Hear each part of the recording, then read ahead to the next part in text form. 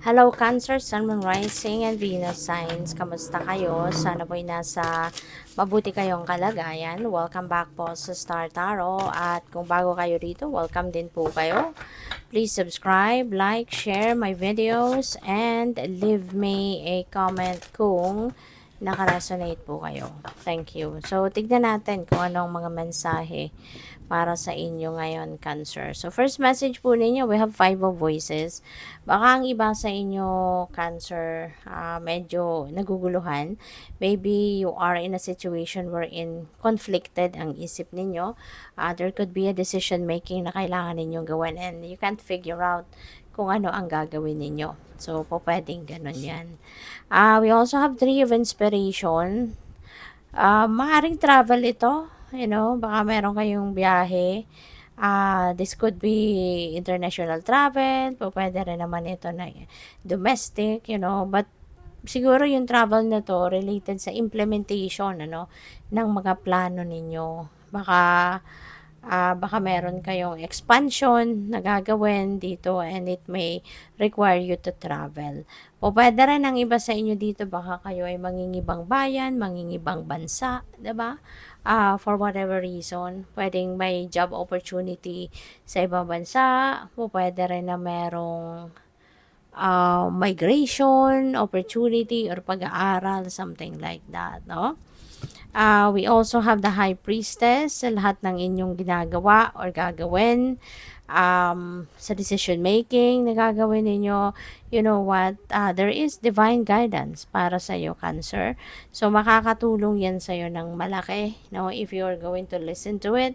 Kaya, importante, na mag-connect kayo sa inyong intuition. Connect with your ang tawag dito, with your higher self, kasi meron kang gabay dyan, na magagamit mo para magkaroon na ng linaw ang inyong isipan, magabayan ka na towards the right direction. Okay? So, we also have the Tower. This is massive change na pwedeng mangyari dito at depende ito sa inyong sitwasyon. This could be in any area of life, depende. Kayo lang tanging nakakaalam dyan. When this happens, kung ano man itong pagbabago, little shake up, may shake up dito na mangyayari sa ibang parte ng buhay ninyo.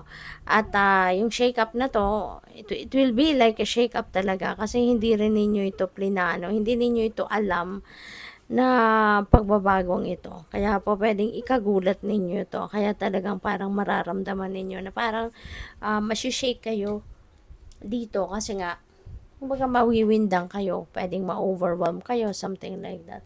This is a surprise element, May surprise element ito para sa inyo, Cancer. Kaya importante na yun, mag-pay attention kayo sa mga gabay sa'yo kasi yun ang tutulong sa'yo na magkaroon kayo ng clear direction, magkaroon kayo ng kalinawan sa inyong isipan para hindi kayo mawiwindang, hindi kayo mawawala, yung ganon. So, what else for Cancer? Pwedeng yan, sa mga pagbabago niyan, pwedeng sa relationship ninyo, pwedeng sa relationship with your person or sa pamilya, or pwedeng trabaho, career, yung ganon. So, we also have Dragon. Ayan. So, kailangan ninyo ngayon ng inyong power. Kailangan ninyo ng inyong strength, Kaya buhayin ninyo ito. Buhayin ninyo yung inyong inner strength and gamitin ninyo ang inyong personal power. Kasi kahit ano man ang challenge na dumating sa buhay natin, kayang-kaya natin yan. 'Di ba? Equipped tayo We are all equipped with something na magagamit natin para malagpasan natin ang problema, malagpasan natin ang mga challenges, At isa na yan, na magagamit ninyo is yung inyong personal power, yung inyong inner strength. Kasi di ba nga may kasabihan na inner strength also can move mountains, di ba? Kung matibay ka, kahit anumang bagyong dumating sa buhay mo, hindi ka nito matutumba, 'di ba?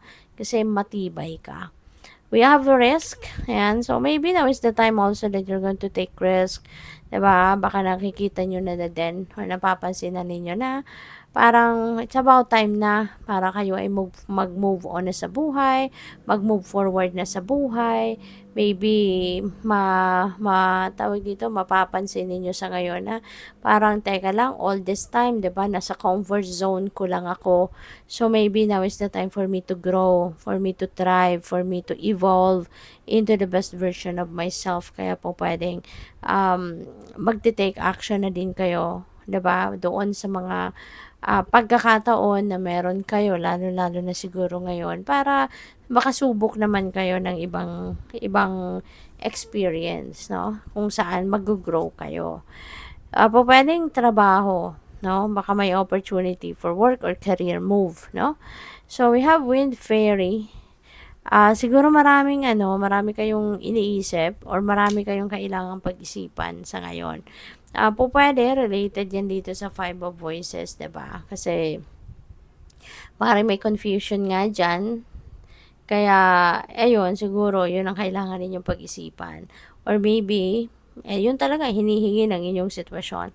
There are so many things siguro that is bothering you, maraming iniisip kayo, maraming iba't ibang bagay 'no, ang nasa isip ninyo and, siguro 'wag niyo lang hayaan ano na nasa isip niyo lang kung baka kailangan ninyo na may makausap, kailangan ninyo na may hingian ng advice para mas magkaroon kayo ng kalinawan din sa inyong isipan or makapagdesisyon kayo ng mas maayos, 'di ba?